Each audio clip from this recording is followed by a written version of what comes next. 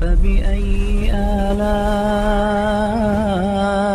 ربكما تكذبان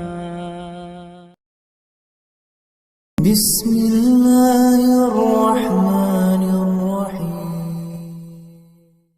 ایک یہودی نے آقا کو دیکھ لیا تھا، ایک یہودی بچے نے آقا کو دیکھ لیا تھا. اسے کیا ملا؟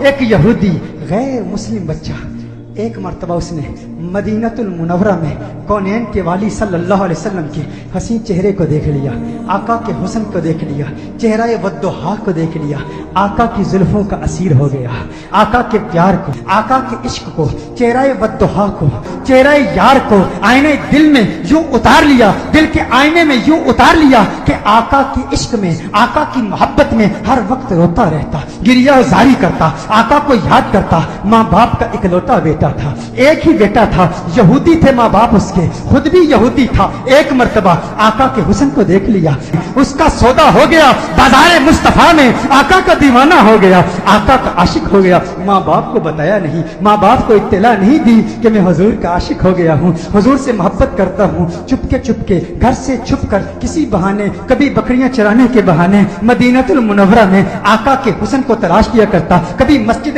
نبوی شریف کے دروازے سے چپکے چپکے آقا کا حسین چہرہ دیکھ لیا کرتا تھا، آقا کے حسن کو دیکھتا، آقا کی عظمتوں کے ترانے الاپتا. ایک وقت گزر گیا، ایک مدت بیت گئی، آقا کا دیدار نہیں ہوا.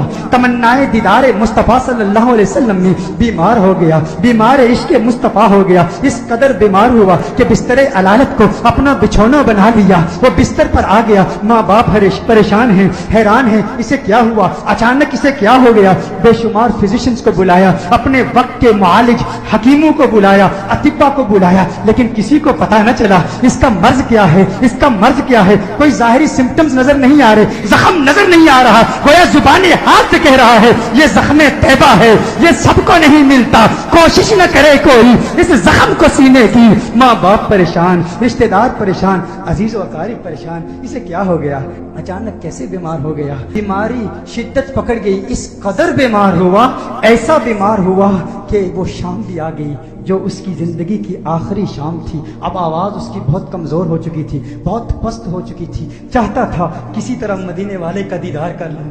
یہودی ہے، ابھی تک ایمان نہیں لایا، آقا کا دیدار کرنا چاہتا ہے. بڑی مشکل سے آواز بلند کرتا ہے میرے والد محترم، میری ایک تمنا ہے، میری ایک آرزو ہے، میری ایک خواہش ہے، آپ پوری کر دیں گے نا؟ والد نے کہا ہے میرے لختے جگر، ہے میری آنکھوں کے تارے، تو میرے دل کا سہارا ہے، تو اس دنیا سے آج جا رہا ہے. معالج اطباء ڈاکٹرز نے جواب دے دیا ہے تیرے بچنے کا کوئی امکان نہیں ہے، تیری خواہش کیسے پوری نہیں کروں گا؟ کہا میرے والد محترم، مرنے والے کی خواہش تو دشمن بھی پوری کرتے ہیں، آپ ناراض تو نہیں ہوں گے نا؟ کہا ناراض نہیں ہوتا، تو بتا کیا چاہتا ہے؟ کہا اپنا دل آمنہ کے لال کو دے چکا ہوں، میں محمد عربی کا عاشق ہو چکا ہوں، ان کے عشق میں گائل ہو چکا ہوں. میری ایک خواہش، میری ایک تمنا، میری ایک آرزو، ایک مرتبہ چہرہ والضحیٰ کو دیکھنا چاہتا ہوں، ایک مرتبہ آقا کی حسین زلفوں کو دیکھنا چاہتا ہوں. والد ناراض ہو گیا، والد نے غصہ کیا، ارے ظالم تو کیا کہہ رہا ہے، دنیا سے جا رہا ہے، اپنا دین بھول چکا ہے،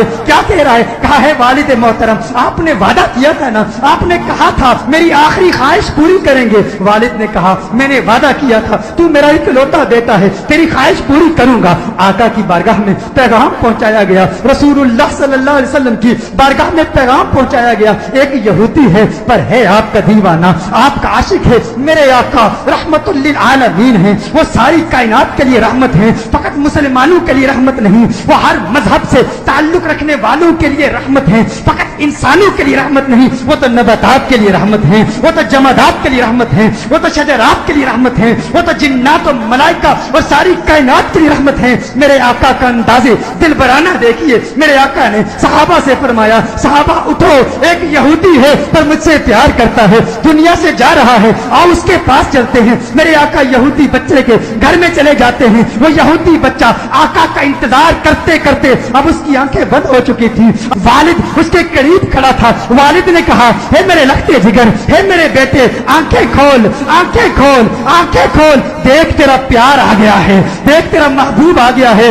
ارے جس کے دیدار میں تو راتوں کو روتا رہتا تھا، آج دیکھ تیرا محبوب آ گیا ہے. اس کی جاتی ہوئی روح گویا اپنے महबूब का नाम सुन के लौट आई, आंखें खोलता है, आका का चेहरा देखता है, आका से अर्ज करता है, कहता है या रसूल अल्लाह सल्लल्लाहु अलैहि वसल्लम, आका आपका हसीन चेहरा देखने का ख्वाहिशमंद था, आज दीदार हो गया। एक तमन्ना, एक आरज़ू, या रसूल अल्लाह मेरे पास कोई नमाजें नहीं है, मेरे पास कोई रोजे नहीं है, कोई इबादत नहीं की, मुत्तकी नहीं हूँ, कुरान का कारी नहीं हूँ, कुछ भी नहीं है, फकत आपका प्यार है। या रसूल अल्लाह क्या मेरी निजात का इम्कान भी है, क्या मेरी निजात भी हो सकती है? या रसूल अल्लाह क्या मुझे भी मग़फ़िरत का परवाना मिल सकता है? आका ने इरशाद फरमाया, हाँ कलिमा तौहीद पढ़, मैं तेरी निजात की जमानत देता हूँ। वो आका के कदमों में गिर जाता है, आका के कदमों में गिर के कहता है मंजिले कब्र से लेकर दुखूले जन्नत तक आपकी जमानत पर कलिमा पढ़ता हूँ। कलिमा तौहीद पढ़ता है, जान अल्लाह के सपुर्द कर देता है। वालिद ने कहा अब इसकी मैयत मुसलमानों की अमानत है, अहले इस्लाम की अमानत है, अब इसकी तजहीज़ और तकफीन की जिम्मेदारी आपकी है। जब जनाजा तैयार किया जाता है उस आशिक का, जब जनाजा तैयार किया जाता है उस दीवाने का, उस आशिक का जनाजा मदीनतुल मुनव्वरा की गलियों में घुमाया जाता है। हर तरफ उसी आशिक का चर्चा है, हर तरफ उसी आशिक के तज़किरे हैं। मदीनतुल मुनव्वरा के मुज़ाफ़ात से लोग जमा होते हैं उस आशिक का दीदार करने के लिए। अरे सुना है कोई यहूदी था, कोई यहूदी था, हुस्ने मुस्तफा ने उसे सहाबी बना दिया है। उसने आका का दीदार किया। गौर कीजिएगा, नमाज नहीं पढ़ी, इबादत नहीं की, रोजा नहीं रखा, जिहाद नहीं किया। मेरे गौस के मुजाहदात को याद कर लीजिए, मेरे बाबा की मेहनतों को याद कर लीजिए, ख्वाजा गरीब नवाज की जद्दोजहद को याद कर लीजिए, ख्वाजा बाकी बिल्ला की मेहनतों को याद कर लीजिए, इमाम आजम अबू हनीफा की फकाहत को याद कीजिए, इमाम अहमद बिन हम्बल की जिद्दोजहद को याद कीजिए, इमाम शाफई की फकाहत को याद कीजिए। इमामों की फकाहत, हिम्मत, जिद्दोजहद, मुजाहदों, रियासतों को याद कीजिए। वो सब इस यहूदी का मुकाबला नहीं कर सकते जो पहले यहूदी था अब सहाबी हो गया है। ईमान की हालत में आका का दीदार किया। ये गौसे आजम से भी बड़ा है, ये ख्वाजा गरीब नवाज से भी बड़ा है।